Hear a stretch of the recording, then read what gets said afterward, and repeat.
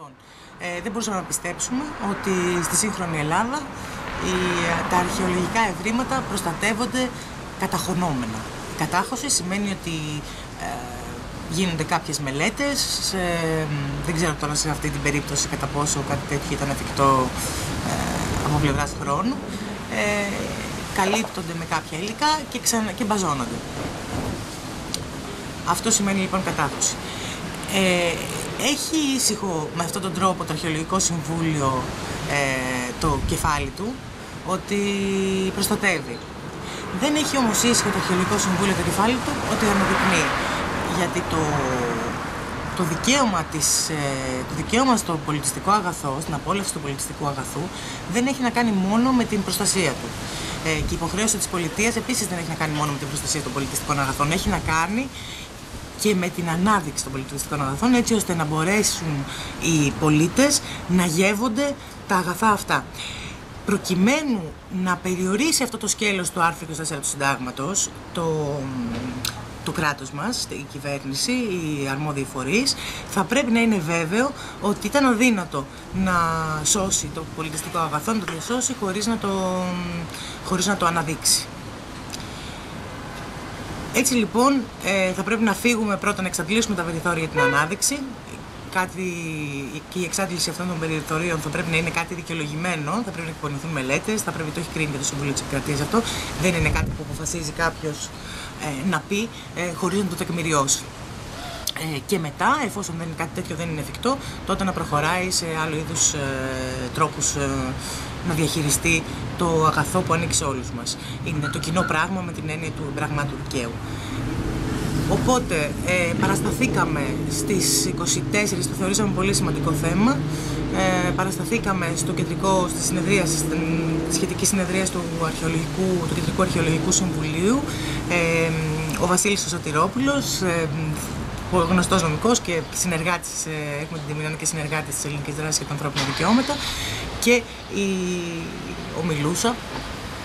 Παρασταθήκαμε στο Κεντρικό Αρχαιολογικό Συμβούλιο, τους ενημερώσαμε για τις συνταγματικές διαστάσεις αυτής της απόφασης. Ας μην ξεχνάμε ότι το Κεντρικό Αρχαιολογικό Συμβούλιο, η γνωμοδότηση του ΚΑΣ, οδηγεί ευθέως στην λήψη, στη θέσπιση νομοθεσίας. Οδηγεί ευθέως στη σχετική υπουργική απόφαση, οπότε ήταν μια σημαντική στιγμή για την πορεία της αξιοποίησης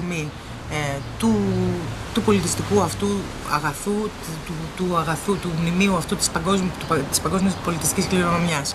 Ενημερώσαμε λοιπόν για τις συνταγματικές διαστάσεις και ζητήσαμε να αναβληθεί η συνεδρίαση, έτσι ώστε να μπορούμε και εμείς να έχουμε πρόσβαση στο σχετικό φάκελο, στο ημερολόγιο του έργου, στην λεπτομερή καταγραφή, η οποία οφείλει να είναι και δημόσια, των στοιχείων που βρέθηκαν, γιατί δεν ήταν μόνο ο βωμός των 12 θεών, ήταν και σημαντικό μέρος της οδού των Παναθηναίων, με σημαντικότατα ευρήματα, και ήταν και παγκόσμιας σημασίας, δηλαδή αρχαιολογικής σημασίας, και ήταν και το μεγαλύτερο τμήμα της στοάς του Ελευθερίου Διός. Και δεν ξέρουμε και τι άλλο. Θα έπρεπε να ξέραμε όμως. Οπότε διατυπώσαμε ότι έχουμε ανισότητα, αν θέλετε, όπλων, διότι το ΜΕΝΚΑΣ ήταν πλήρως ενήμερο για το τι ακριβώς έχει συμβεί. Η κοινωνία των πολιτών, έτσι όπως εκπροσωπούνταν εκείνη την ώρα από εμάς, δεν ήταν ενήμερη, δεν είχε γνώση του πλήρους φακέλου.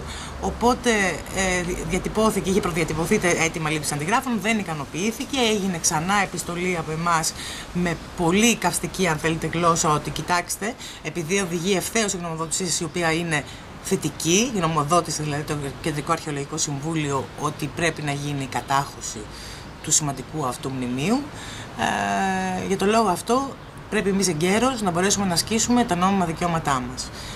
Ας μην ξεχνάμε ότι το άρθρο 24 του Συντάγματος είναι και ατομικό δικαίωμα. Το δικαίωμα στο περιβάλλον και στην πολιτιστική μας κληρονομιά είναι και ατομικό. Ο καθένας δηλαδή που θα θίγεται από αυτό μπορεί να προσφύγει. Κάτι τέτοιο δεν έχει γίνει ακόμα δεκτό.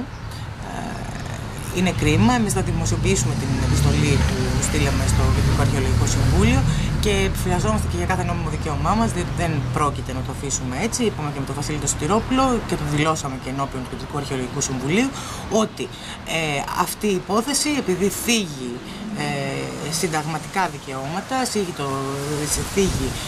αφορά στο 5 παράγραφος 1, αφορά στο 24 και αφορά και στο 25 του συντάγματος, αυτή την πολύπαθη αρχή της αναλογικότητας, με την οποία το ΚΑΣ δεν έδειχνε να είναι εξοικειωμένο.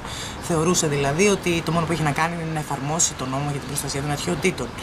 Κανένα όμως σώμα της διοίκησης δεν υπάρχει που να μην οφείλει να λάβει υπόψη του το σύνταγμα της χώρας και οι διατάξεις ειδικά αυτού του νόμου για την προστασία των αρχαιοτήτων, ο οποίος είναι και εκτελεστικός του άρθρου 24 του συντάγματος, δεν μπορούν να νοηθούν, να αναγνωστούν χωρίς να είναι σε σχέση με το πρίσμα το συνταγματικό. Παράλληλα, ενημερώσαμε ότι πλέον και το Ευρωπαϊκό Δικαστήριο των Δικαιωμάτων του Ανθρώπου χειρίζεται υποθέσεις περιβαλλοντικές, με την ευρεία έννοια, στα πλαίσια του άρθρου 8 της Ευρωπαϊκής Σύμβασης των Δικαιωμάτων του Ανθρώπου. Αναμένουμε λοιπόν να δούμε κατά πόσον η διοίκηση θα σεβαστεί την κοινωνία των πολιτών και θα συντονιστεί, αν θέλετε, και με το αίτημά μας να θεωρήσει αναβληθήσα τη συγκεκριμένη συνεδρίαση, να ενημερωθούν οι πολίτες για το τι ακριβώς σημαίνει, τι ακριβώς έχει βρεθεί και τι ακριβώς έχει συμβεί κατά τη διάρκεια της εκτέλεσης των καθηκόντων των δημόσιων οργάνων που έχουν τεθεί για την υπεράσπιση αυτών και την προάσπιση αυτών των αγαθών και να αναβληθεί όλη περαιτέρω να αναβληθεί κάθε περαιτέρω κίνηση μέχρι να υπάρξει δημόσια διαβούλευση με τους ενδιαφερόμενους φορείς λόγω της σπουδαιότητας και της πολυπλοκότητας του θέματος.